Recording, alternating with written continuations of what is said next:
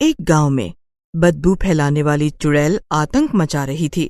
जो कोई भी रात के समय अपने घर से बाहर निकलता था, वो चुड़ैल उसके ऊपर बेहद बदबूदार मोजे फेंक देती थी, जिससे आदमी तुरंत बेहोश हो जाता और फिर चुड़ैल उसे खा जाती। एक रात रजत नाम का एक आदमी और उसकी पत्नी साक्षी बाइक से कहीं जा रहे थे। काफी अंधेरा भी हो गया था।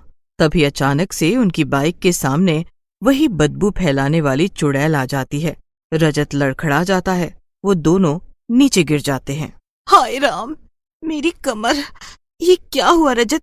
अचानक से ये बाइक क्यों लड़खड़ा गई और हम गिर कैसे गए? अरे साक्षी, मेरी गाड़ी के सामने कोई आ गया था, कोई चुड़ैल। हे भगवान, ये तुम क्या बोल रहे हो? कहीं वो बदबू फैलाने वाली चुड़ैल तो नहीं? जल्दी बाइक उठाओ और भागो यहाँ से रजत।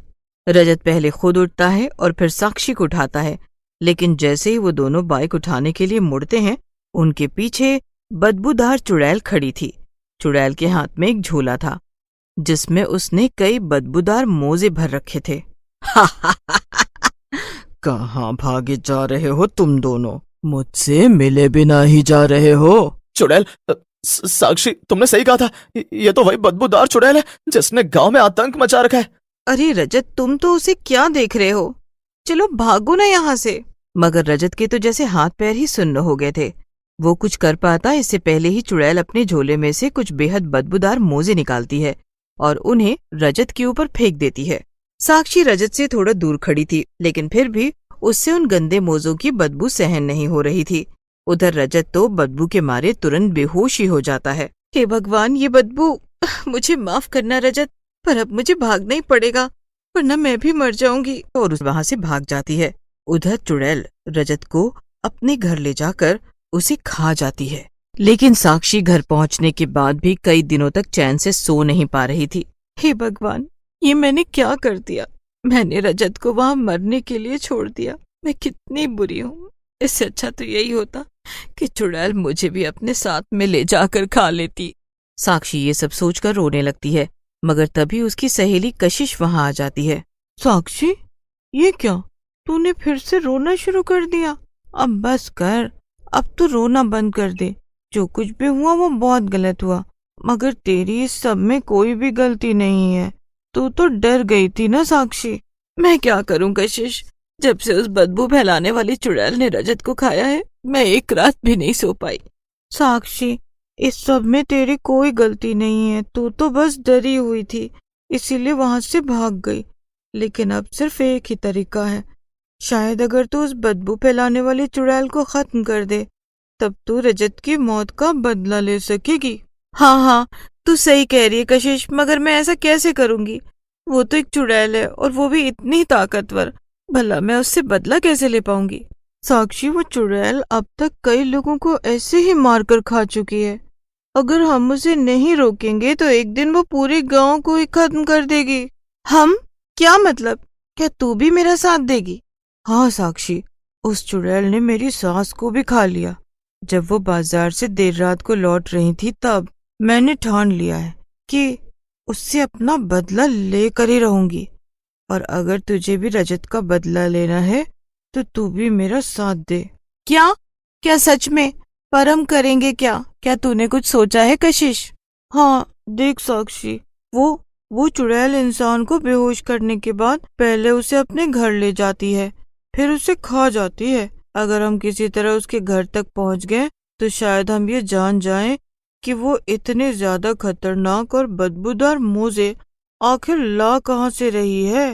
हाँ हाँ कशिश, वो मोजे वो बहुत ही बदबूदार थे कशिश। छी, जैसे किसी ने सालों तक पहने और फिर उन्हें फेंक दिया हो।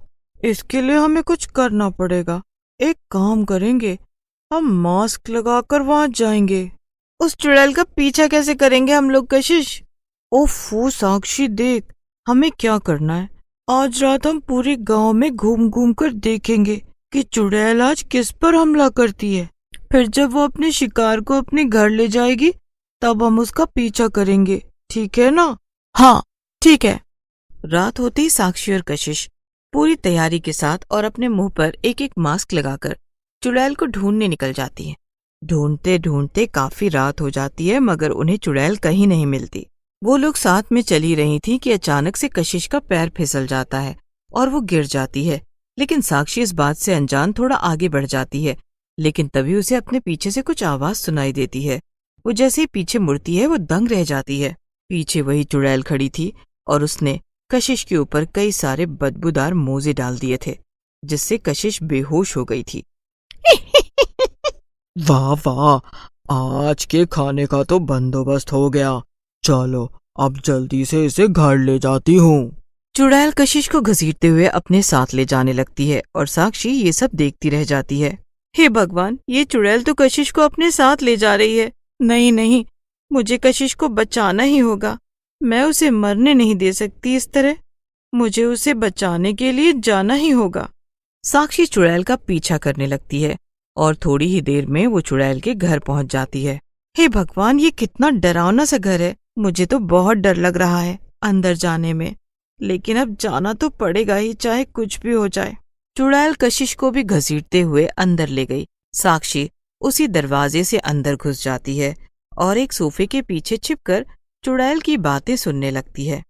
हा हा हा हा, चलो पहले जाकर अपने इस बदबूदार मोजों को इनकी सही जगह पर रख देती हूँ, वरना अगर इन्हें कुछ हो गया तो मेरा क्या होगा। हा हा हा हा हा, यही तो मेरा सहारा है। इन्हीं की वजह से तो सारे इलाके में मेरा डर बना हुआ है। चुड़ैल जाती है और कमरे के कोने में रखा एक बक्सा खोलती है। वो बक्सा बदबूदार मोजों से भरा हुआ था।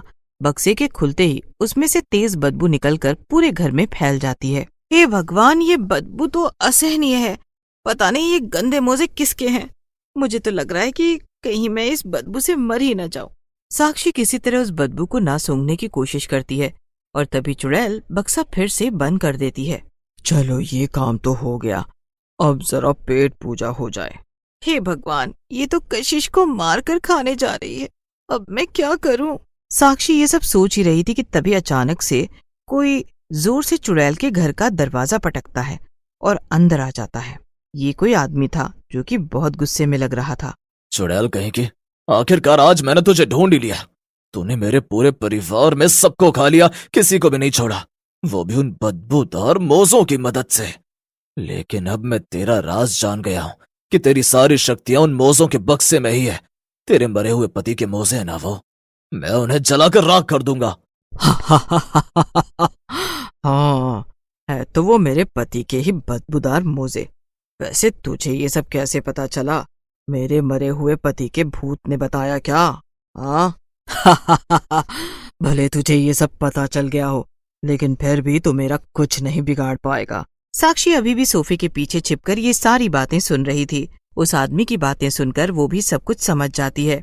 साक्षी धीमे से अपना लाया हुआ बैग खोलती है और बिना आवाज किए उसमें से केरोसिन की बोतल निकाल लेती है, लेकिन उसे अपने बैग में कहीं भी माचिस नहीं मिल रही थी। अरे ये क्या, इसमें तो माचिस है ही नहीं, कहाँ गई? हे भगवान, कहीं वो कशिश के बैग में तो नहीं? हाँ, जरूर उसी के पास होगी। कशिश का बैग अब भी उसके हाथ में टंगा हुआ था और वो चुड़ैल के पीछे बेहोश पड़ी थी। साक्षी हिम्मत करके धीमे से जाती है और कशिश के बैग में से माचिस निकाल लेती है। चुड़ैल तो साक्षी को नहीं देख पा रही थी, लेकिन वो आदमी जो चुड़ैल से लड़ रहा था वो साक्षी को पीछे ऐसा करते हुए देख लेता है और सब समझ जाता है।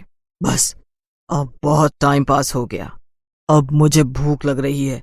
इस लड़की को तो मैं बाद में मारूंगी, लेकिन पहला नंबर तेरा है। इतना कहकर चुड़ैल उस आदमी को मारने के लिए आगे बढ़ती है, लेकिन तभी अचानक से उसका शरीर जलने लगता है। अरे अरे, ये क्या हो रहा है? मेरा शरीर ऐसे क्यों जल रहा है? बचाओ बचाओ बचाओ! चुड़ैल पीछे मुड़कर देखती है तो साक्षी ने केरोसिन और माचिस की मदद से उस बक्से को जला दिया था।